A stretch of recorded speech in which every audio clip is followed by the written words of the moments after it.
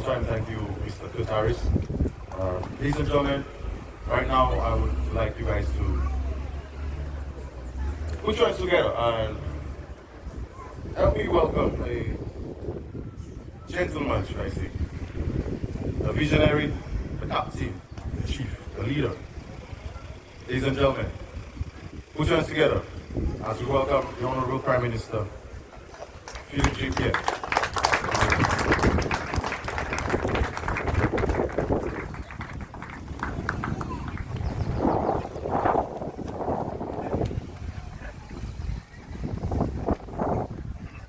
Thank you very much, the Master of Ceremonies.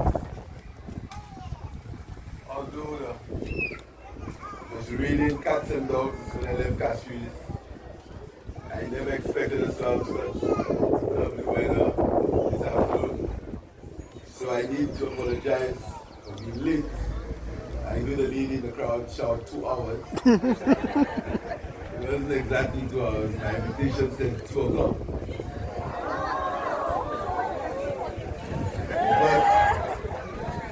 But because of the weather, but I really want to welcome everybody here this afternoon to mention my colleague in the Office of the Prime Minister, Honorable Jeremiah Norbert, the Chief Fire Officer, members, the Deputy Permanent Secretary, Legal Advisor, other members of the Fire Service, and members of the Protective Services, ladies and gentlemen, parents and relatives of the graduates, good afternoon.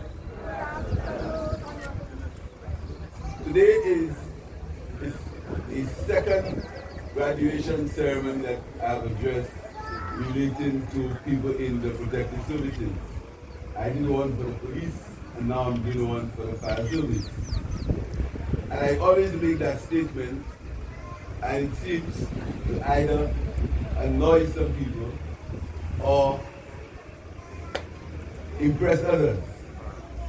I come from the time when my father was both a fireman and a police officer. They'll probably tell you that there was a time when there was no difference between the fire service and the police. I'm sure no one there will do that. So we've come a very long way. And as for the minister in my ministry, he wasn't even born yet. So no one will know how far we've come in St. Lucia. No one will know. It's very difficult to explain to people how far we have come, how well we have done from where we were. And when I can tell you that the government is going to invest in $9 million, $9 million US dollars in the fire services of St. Lucia. $9 million US dollars. I can say without any fear or favor, this is unprecedented. It has never happened before. And that journey began on the 17th of March 2023. Note the date. 17th of March 2023, when the government of St. Lucia applied and received after applying from the Caribbean Development Bank a loan of $9.971,000 for investment in the St. Lucia Fire Service. And before I outline what that investment will do, I want to tell you that this year, in the protective services of the country, and I'm speaking about the police, the beach, the rangers, and the fire service, we have recruited 79 new police officers, 62 rangers, and I think 56 special police constables. And now, although Disney reminds me that is replacement, now we are recruiting, I think, 52, if the figure is correct, replacement fire officers. So I want to tell you, this is not talk. It's a manifestation of the government's investment. And I noticed we are applying or asking for new recruits in the port police. So we are increasing the numbers in the port police also. So these are not things that I'm dreaming of. These things have happened and they continue to happen. And that $9 million that we are investing in the fire services will give you the following. In fact, you have already received 4 new ambulances. And again, these things are there, they are in service. There are 4 new ambulances, brand new modern ambulances. And here is what is to come in the short run. Here is what is to come to the fire services of St. Lucia. We are going to be getting 6 more ambulances. 6 more ambulances. We're going to be getting 2 fire trucks. One of them is for the airport. These are going to be here in June, and we will be also going to be getting 5 new other fire trucks. Out of that, another one for the airports. And 3 specially designed vehicles to deal with car accidents. And I hope that our drivers, not because we have these vehicles, will cause accidents around. These vehicles are to ensure that these things do not happen. And these are facts. These are not things I'm saying from my head or say things that I say will happen. They are things that have happened, and they do not benefit one set of people. They benefit everyone in this country.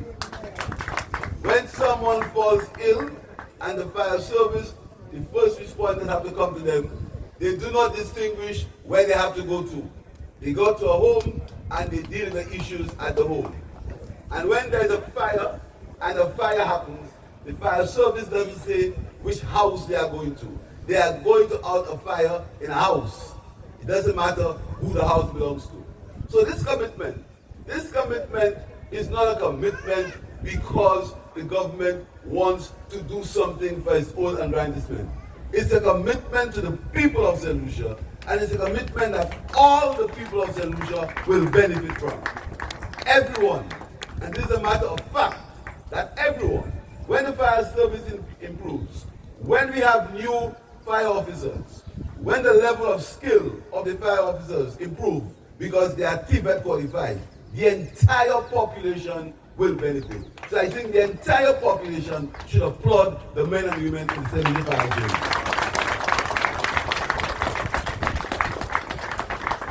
And some years ago, I had a discussion in the office. The Prime Minister, I was not the Prime Minister. The Prime Minister at the time was out. I happened to be acting. I was in Hollywood.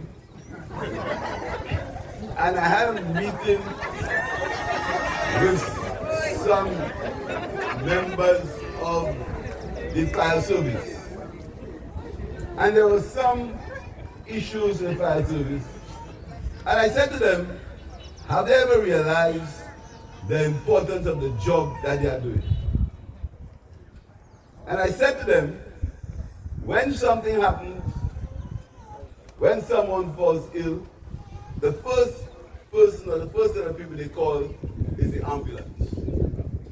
And they said, at the moment, or the time between what happens when that person enters the ambulance and when that person reaches a hospital to get a good injection, when by the time the person gets to that hospital, that is what will save their life. So they are basically, and don't quote me wrong, at this time, when the person is in the ambulance, they are the most important people to the person who is sick. And that is how important that job is. That is why we have to cherish them, and that is why the government is committed to improve their quality of life.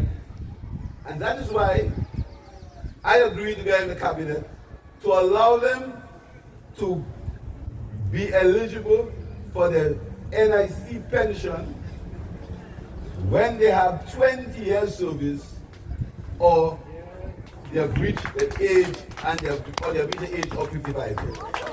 Yes, good. And that was a move to show them how the government cherishes not only the police, the fire service, the correctional officers, how the government cherishes their service. So we said to you, after you serve 20 years or the age of 55 years and 20 years, you can leave and you can collect your pension at 55 years from the NIC. So at 55 years, you can start at the time you like, but you can collect your pension after that 20 years. So that is a mark of our appreciation for the work of the people in our correctional services. So I want to tell you that I heard from Mr. Downs that you need more numbers. I don't want to make any promise here this afternoon, because if I make a promise, somebody might say, because I know what's coming. So I will make no promise this afternoon, but I will tell you that if time permits, the government will ensure that the ranks of the fire service are increased. Because St. Lucia is a tourism-dependent economy, and a lot of people who visit our country want to find out how our emergency services are. They want to find out what happens at our airports if a mishap happens. They want to find out how much time it will take to get somebody from the hotel to the hospital. In fact, they want to find out the quality of our emergency services.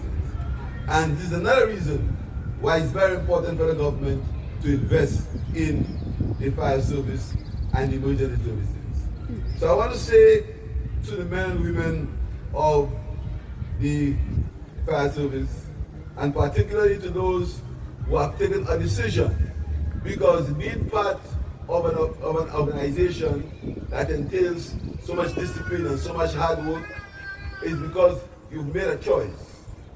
And I want to tell you that that choice is one you've made. And my job is to ensure that you have the resources that you need so that you can provide the service adequately and professionally to the people of St. Lucia. I noted that there are 8 new women recruits, or 8 new women, they call them probationers, as I read here. And part of the package that we negotiated for the fire service is, and I want to read, is as follows. Consultancy services for a development of a gender policy and action plan for the Ministry of Home Affairs. A gender policy and action plan. Mental health and psychosocial support for members of the fire service. And also says there is capacity building training for the fire officers, and 266 males and 63 females, hopefully we will get to that number, to ensure that there is a gender policy. This means that this government will not tolerate any form of sexual harassment in the protective services of St. Lucia. And this is why we want to have a policy, a gender policy. The men and women in the protective services must be the highest integrity, and their behavior must be of the highest integrity. We cannot tell adults what to do. Adults are adults. But we want to ensure that there is absolutely no form of sexual harassment, of sexual discrimination in the protective services of St. Lucia. And this is why we are ensuring that there will be a stipulated gender policy as far as that is concerned. So I want to end by congratulating the men and women in the fire services of St. Lucia, the emergency services. I want to congratulate Mr. Ditley Downs for his commitment to the improvement of the fire service. I've never seen a public servant, I want to say harassed, I will not say it, to ensure that he gets things for the fire service. Up to this afternoon, he was on my case about new recruits and trying to tell me he let him graduate in Marshall. Hopefully, he knows because of my commitment to my constituency. If he tells me that, I will hurry up. But I'll tell you, Mr. Downs, no matter where they graduate, it doesn't matter. Once they serve the people of St. Lucia, that is what concerns me. Improve services to the people of St. Lucia. So I want to end by again thanking everyone, apologizing for being late in spite of the rain, and saying to the men and women who've joined and the other men and women in the fire service that you are an important sector in the country, St. Lucia.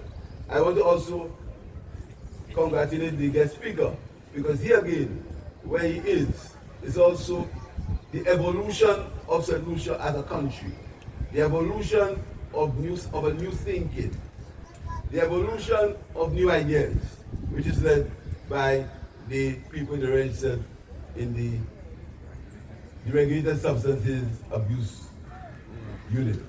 So, thank you very much to the parents and the guardians, the graduates. I want to tell you, thank you for allowing them, for giving them the encouragement, for giving them the leadership, because you had to lead them to cause them to be able to be the men and women that they are.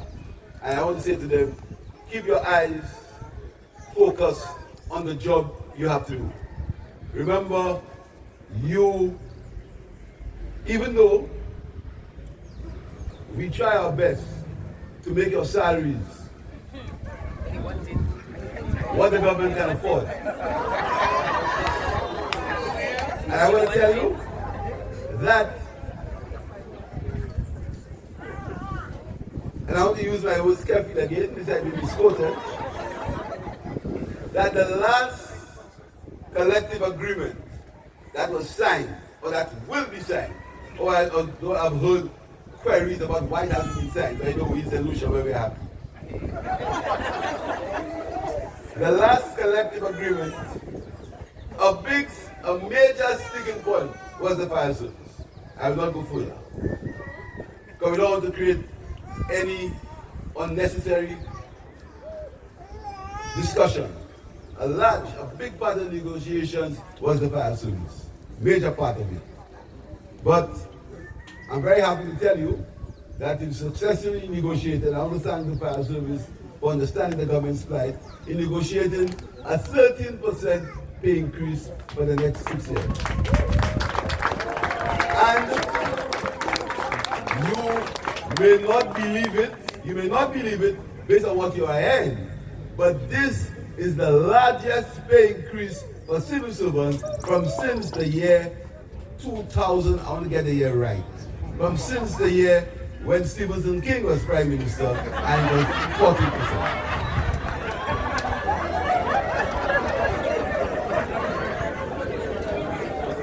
And if you know where Stephen King is now, you'll know why. So that was and then these things, because there's a lot of talk, a lot of bravado, but you have to, these things have been measured by fact, what is really true. The last increase given to public servants, the last time, was less than 1% per year. Less than 1% per year. These are the facts that are verifiable. And I can tell you, next week, I'm going to be signing or viewing the collective agreement that will cause public servants to get a 13% pay increase for the next 2 years. So, this is the measure of confidence and the measure of the belief that we have in our civil service and the belief that we have in our protection in our law services. So thank you very much. Thank you very much for what you do, and I do wish you a happy day. Thank you.